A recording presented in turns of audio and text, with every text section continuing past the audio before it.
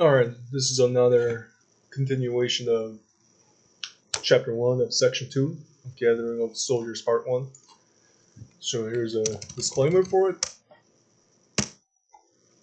and back to the picture. Oh, yep, the flames around it means that it's serious. This section is a serious section. Alright, so let's continue. At first, the raider seemed as if he was going to capture them, but upon taking a closer look, he went away to look for some other people or goods to take. The drunkard looked at the old man. See, Gramps, what did I tell you? I told you that you don't need to waste your breath by fleeing this village. The old man chuckled. You're right, son. I really thought that they were going to capture me too. But a good catch, stopping me from running out of my good old village.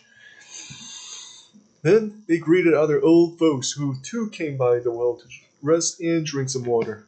Another old man chuckled. Man, having seen the raiders come and go during harvest seasons, they don't scare me one bit. An old woman chuckled. Yeah, it's not us who they're after.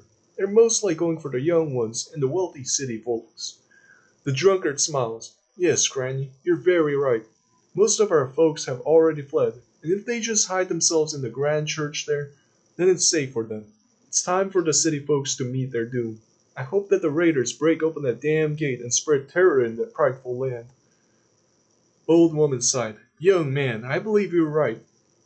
They're all so confident in themselves and their defenses that they think nothing bad will ever happen to them. They look down on us, trample on our property whenever they feel like it, imprison us for not having enough to pay an unrighteous amount of taxes. An old man nodded. Yes, over time the raiders may have killed some of us, enslaved others, and stole some money, but overall the city folks did more harm to us than the raiders ever will. The filthy drunkard grimaced. It's very painful to know that our very own overlords are the worst thieves of all. Then they all put their heads down in sadness. Hurry up, dude! We can't slack off in delivering the message, the first fortress guard said. The second fortress guard gazed at his horse, which was drinking water from the river. Relax, my horse just got thirsty and she needs to drink. He pointed at his partner's horse and chuckled. Look at her, I guess she wants to drink water as well. Also, it'll take time for those raiders to leave. And even if we do slack off here and there, the reinforcements will surely reach them on time. The first fortress guard clenched his fist in anger, but couldn't do anything much to his partner. Therefore, he begrudgingly waited until the horses finished drinking and immediately set out to cross the bridge. We need to hustle. We can't let the city be sacked by the raiders, the first fortress guard said. Yeah, you got it. The second fortress guard stared at the first fortress guard. Surely, there was something off about him. Hey, be honest with me. Why are you so fixated on helping the city and its civilians? You weren't born there. Neither was I. And they aren't even our people. So, mind if you explain? Surely. The first fortress guard sighed as he galloped his horse. There were days in which I was just like you, not caring, being as apathetic as possible towards the people living down here. He turned his horse to the right as they finished crossing the bridge and had a nostalgic expression. But one day, I got severely hurt while hunting some boars in a distant wilderness. Two other guys who went with me got injured too. So we were really desperate for help.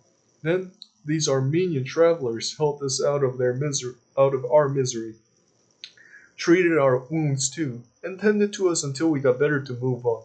They were so kind. Even though we were strangers to them, they still did what they could to help us, much more so than what a friend would help out another in despair. After that instant, I vowed to help out the civilians down here as much as possible within my limits. And if what I can do is to help them out by speedily delivering a message to Kuriko's fortress, then I'll do that. The second fortress guard nodded. Okay, if that's what you vowed to do, then I shall help you out with it, because we are partners and that's what partners do. The first fortress guard muttered out his thanks. and they continued their journey towards Koriko's fortress. A small group of heavy melee infantry noticed the church. Their captain pointed at the church. Look, it seems there are some people in there for us to capture. So, let's go. The soldier seemed confused. Wait, so no more killing? The captain tapped on the confused guy's head. Come back to your senses, fool. We've killed just too many, so it's time for us to capture the civilians. Lord Pericles won't be happy with us when he finds out how many we have killed. The confused guy slowly nodded. Oh, okay. Another soldier grunted in frustration. Gosh, we've been out of our minds. Thanks for reminding us, Captain. We didn't realize until now that we have killed just too many. So, we must compensate for the loss by bringing in much more from now on. The captain grasped his mace tighter. Yeah, that's right. It's good that you understand. So, let's charge. Then they roared and charged upon the church. Suddenly, enemy archers appeared at the windows to shoot their arrows. What? There are archers? Watch out! The captain lifted up his shield to block off incoming arrows. We need to hustle. Let's knock down that door and kill those archers, another soldier said. Therefore, those heavy melee soldiers made their way to the main doors and started pounding on it with their weapons. Why won't these break? They've been locked from the inside. Let's pound on it some more. They pounded on it some more. God damn it. Let's go back, Captain. We're wasting our time here. Yeah, and it's not recommended to attack areas of worship. So, let's go. When the captain said that, everyone else stopped whatever they were doing and returned back to the market square to follow the rest of the heavy melee soldiers. The support infantries were still raiding at this point, and various merchandise were piling up at the harbor at a rapid pace. Soon, Apasios and Lucio followed Ephraim into a building. Wow, snap! What happened in this place? Lucio suddenly shouted out loud when he walked in. Ephraim looked around at their surroundings and sighed. I guess melee guys were very agitated. Apasios looked and saw the dead people lying around inside. They looked very horrible and blood was still oozing out of the bodies. There were men, women, both young and old, and many of them were mutilated down to pieces. Ephraim led the way and they walked over to take a closer look at the victims. A group of them had their chests cut open and had their hearts taken out. Then their stomachs were sliced to get the inner organs spread out across the floor, and some had parts of their skin peeled out by the reveling melee soldiers. The victims seemed to have resisted with chairs and stray wooden sticks fallen beside them. A few of them also had their heads crushed and eyes taken out or pierced out by daggers. Their limbs were heavily crushed by mace and cut apart by axes or great swords. Old people were found dead among groups here and there, and some were killed by the door, so it was apparent that they tried to flee in the midst of the chaos but were unable to do so. They weren't really bothered as in terms of how much their bodies were mutilated, so Ephraim quickly looked over them and moved on to check upon other people. The women, on the other hand, may have gotten something worse. Many were stripped off from much of their clothes, revealing much of what the young boys shouldn't be seeing. But Apasios and Lucio still looked at them in wonder. Deep slash and pierced marks were everywhere on their bodies. Chunks of hairs were pulled out and stranded across the floor, and many of them had bruises. The presence of less blood indicated that those women had really slow deaths, and Ephraim slowly nodded in realization of such knowledge. Suddenly, someone groaned at the other end, so Ephraim walked over, followed by Apasios and Lucio. Oh, God! Ephraim breathed heavily upon seeing the mess. He then looked at Apasios and Lucio. They learned it from the Turks. This is what the melee guys are capable of and seriously enjoy doing. Apasios and Lucio looked down as another group of women and a few men had wooden stakes pierced through their butts. The woman who was groaning didn't have the stake through her butt, but it was placed right on top of her. The melee guys must have been warned of incoming enemies, such haste making them let the last woman to live. She soon looked at them looking at her. Help me! She then fainted. Ephraim sighed. Let us drag her into that room. It's the least that we could do to be merciful. Whatever happens after that, is the will of the Lord. Therefore Ephraim, Apasios, and Lucio dragged her to the room, but found its door to be locked. Ephraim moved back to prepare to knock down the door by force. We need to get her inside somehow, lest the other guys find out and kill her. He smashed it open by hitting on it numerous times with a wooden club. No! Apparently, there were other women inside, and they were crowding against the corner in fear. Therefore, Ephraim simply dragged the woman inside and left the room as soon as possible, then closed the door as best as he could. Phew, that is done. We should we should leave right now in case others come in. Ephraim started walking away. Apasios was looking at Ephraim in curiosity because he remembered that Ephraim had once told him that he loves watching chaos, but his current behavior was contradicting everything that Apasios had previously heard. This contradiction made Apasios to be extremely curious regarding his officer's actual stance in life. Ephraim! Apasios paused for a moment for Ephraim to turn back. You once told me that you loved the chaos during the battle, but it seems you're not loving it right now. Am I right? Upon seeing Ephraim looking very lost for that moment, Lucio looked at Apasios in pure admiration. Many times he was incapable of cornering Ephraim during arguments and various conversations, but here was Apasios doing such a thing with such ease, all the same without even trying to accomplish the feat that Lucio craves for all the time. Ephraim quickly calmed himself down. Apasios, it's because these people are the civilians who can't fight back as much as the enemy soldiers. When I told you that I love seeing chaos, I meant seeing soldiers fighting each other and mutilating one another. Remember, a one-sided battle isn't really fun to watch. Apasios nodded in understanding. He wasn't like Lucio in such situations, so he didn't even try to attempt to corner Ephraim once more. However, Lucio wasn't going to let this golden opportunity come to pass without giving one more try, so he immediately cleared his throat to speak. Officer Ephraim, then why were you looking down at these people like that? You looked very sad, sympathizing with their situation. Lucius smirked. He knew that Ephraim had to be finished. Ephraim smiled. He knew that Lucio was just trying to test out his skills in defending himself during conversations. I wasn't sympathizing with their situation.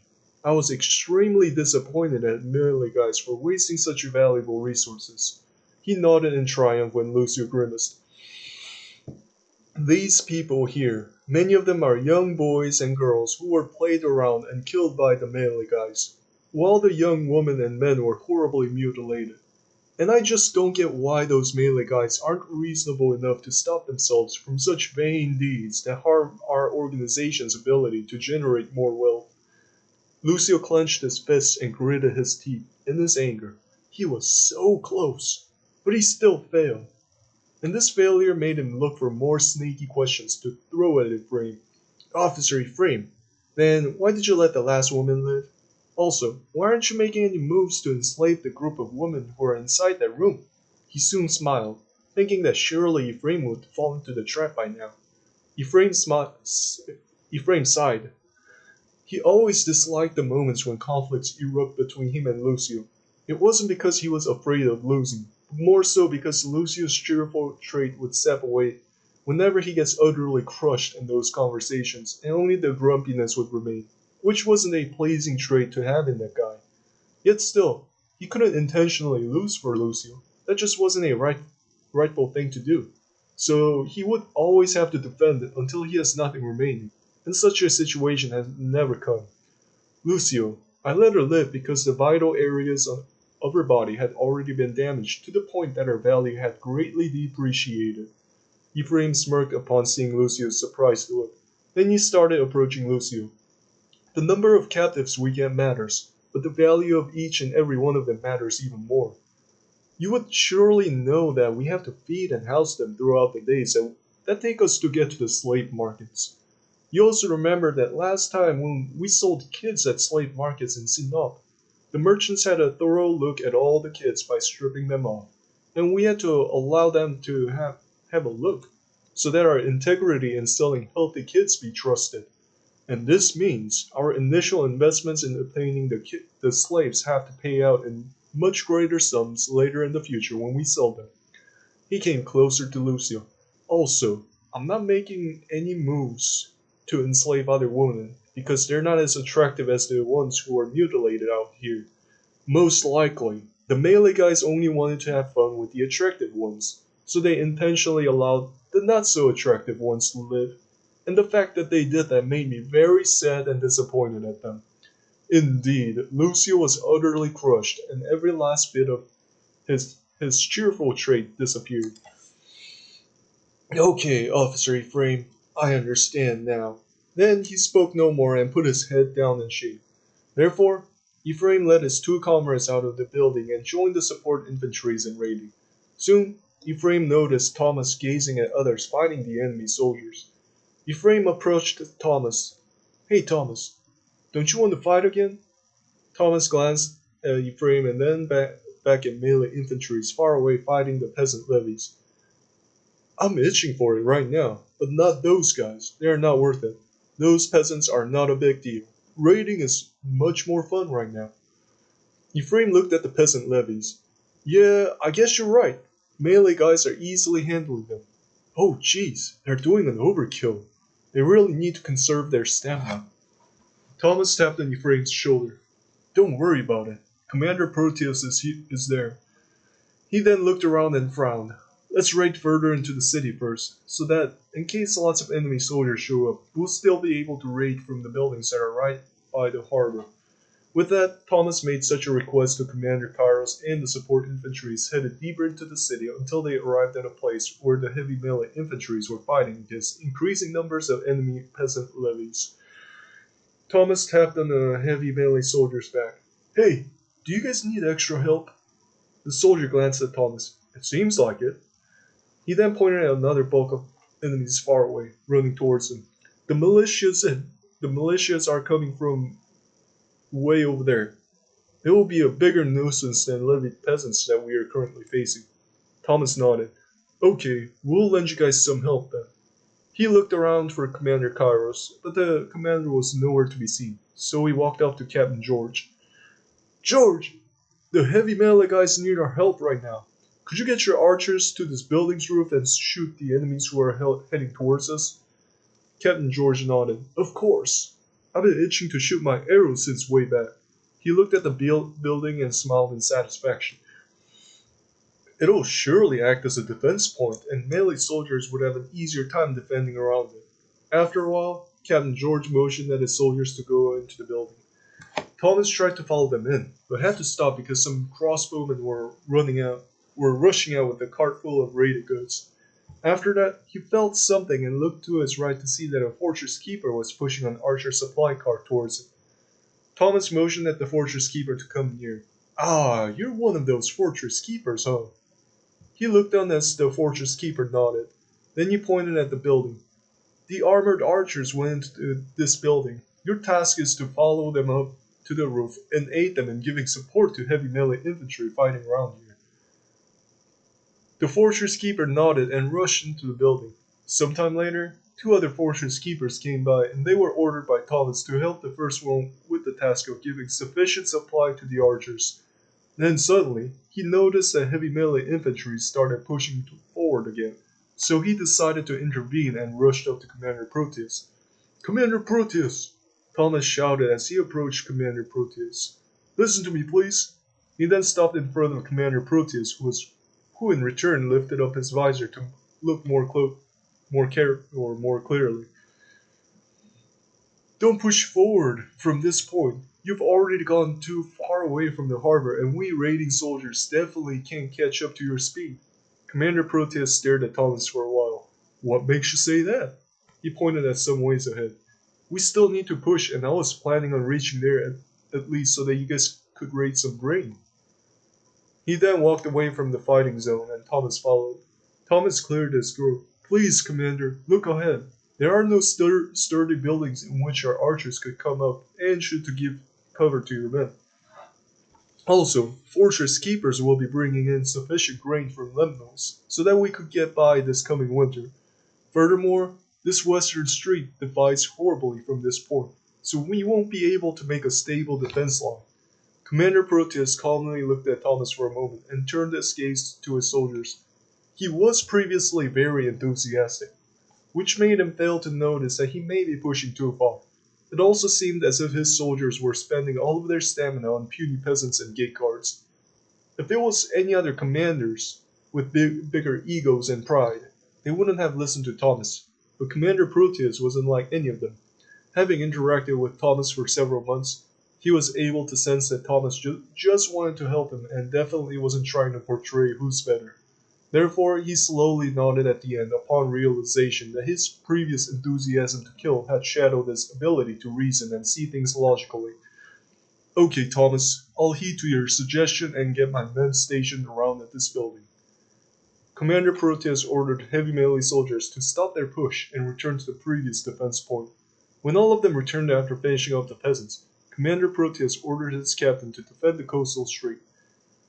Back to Lord Pericles. He was slowly riding his horse down the western street to the point where heavy melee infantries were fighting. He sensed the atmosphere and felt it getting worse by every single step his horse took. Therefore, he looked at Commander Takis to converse and ease his anxiousness. Hey, Takis. Commander Takis looked at Lord Pericles and raised eyebrows. So Lord Pericles pointed somewhere ahead. Look at that fortress up there on the hill. I'm quite sure that there are elite soldiers up there who can do us much harm. Do you think they would have seen us by now? Commander Takis put his hand to his chin to think. I guess so. He cleared his throat. The enemies will surely be rushing to get out and help the city soldiers by now, which means we won't have sufficient time to get out of here with sufficient amounts of raided goods. Suddenly, he noticed something unexpected. Huh? Why are they pulling back? He was pointing at heavy melee soldiers who were retreating. Lord Pericles looked on and didn't say anything because he himself didn't know what was going on. He was a patient lord, so he decided to wait for his soldiers to come by to tell them what's in their plans. Thus, some time passed before the heavy melee soldiers' captain was leading his men away from Commander Proteus' division. Hey Yoram, why are you leaving your post and retreating? Commander Takis shouted at the captain. He couldn't believe that a previously bloodthirsty captain would easily burn out after a small fight. The captain grumbled before looking at Commander Takis to speak. Commander Proteus ordered me to go to the coastal street and guard there. Lord Pericles approached them. Mind if you tell us the reason? I don't know. Commander Proteus never told why. The captain motioned at his soldiers to stop marching. Lord Pericles carefully looked at the captain.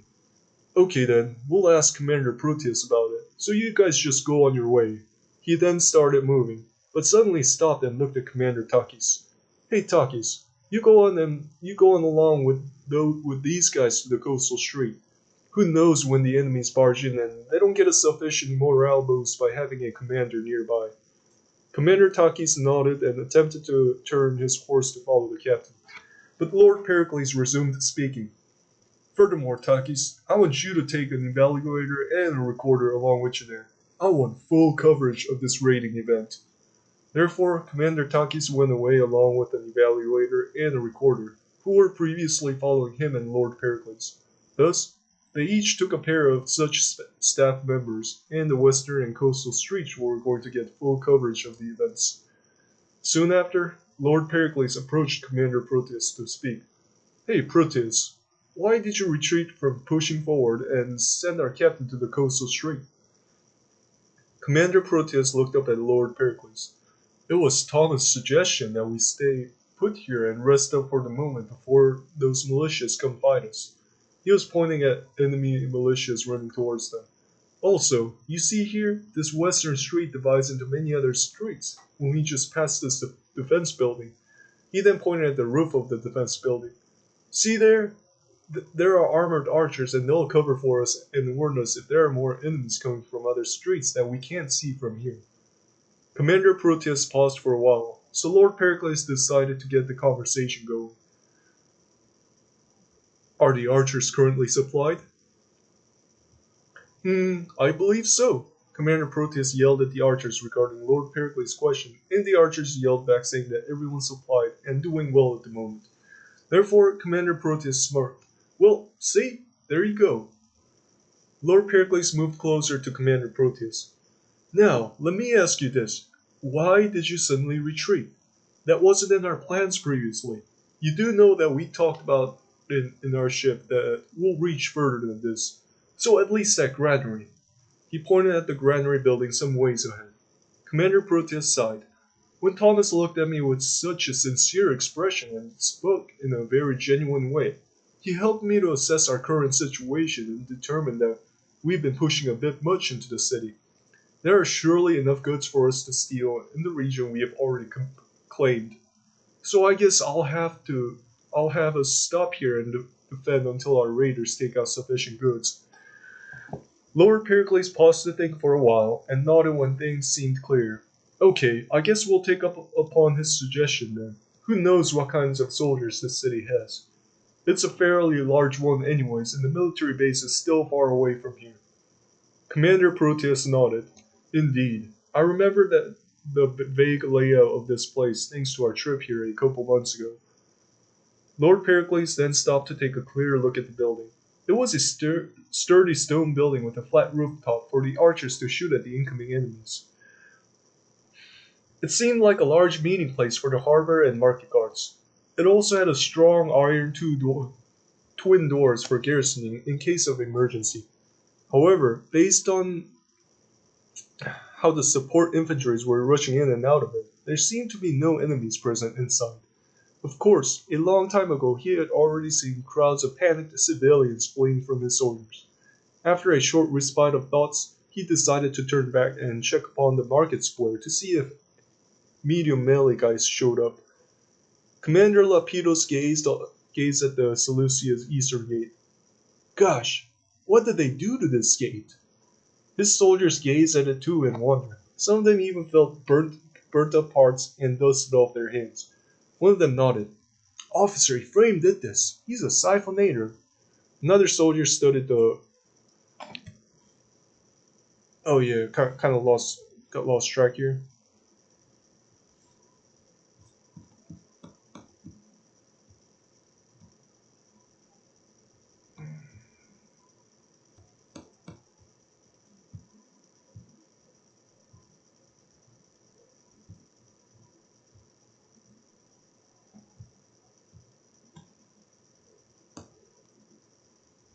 Alright, so I got it back. Another soldier studied the outlook. Yeah, when it burnt up, the other guys forced it open. Commander Lefteris chuckled. Yeah, it's so like them. Then they marched into the city and started collecting captives who were sitting around tied up on their wrists and legs. Hey, we have an urgent message from Seleucia.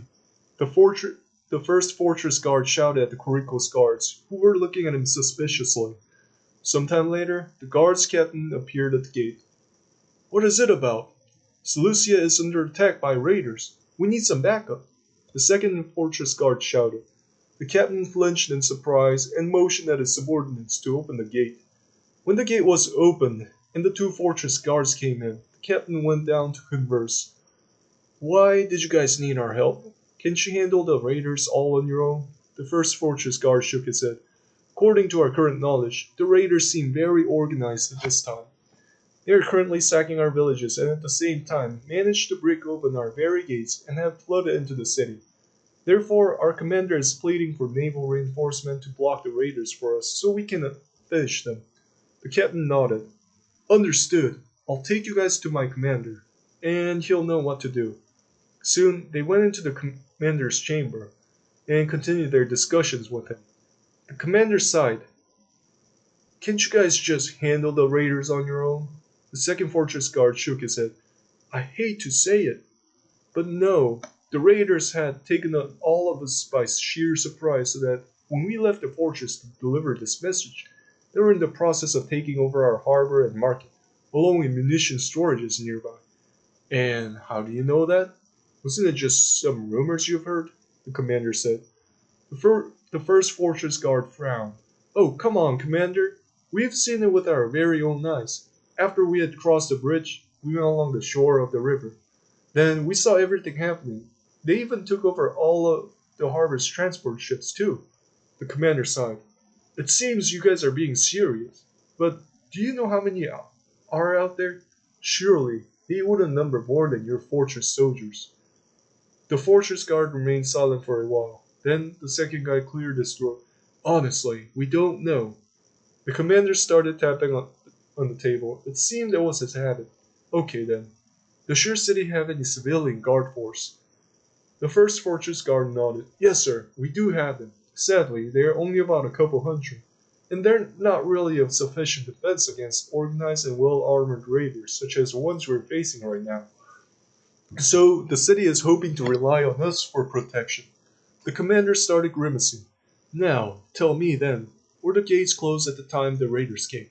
Yes, sir, the enemy still broke through. The second fortress guard said, Phew, at least the gate guards said someone did their jobs. The commander shook his head and frowned. But still, you guys are making things difficult for me here. You let them barge into your own territory. Then you let them break down your very gates. Then slack off in the fortress. But most importantly, you're not even sure of the estimated number of enemies that you're facing. He slammed on the table.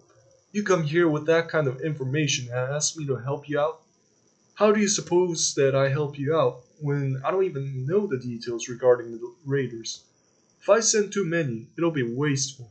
And if I send too little of a force, then they won't even be much of a help. You guys were too hasty.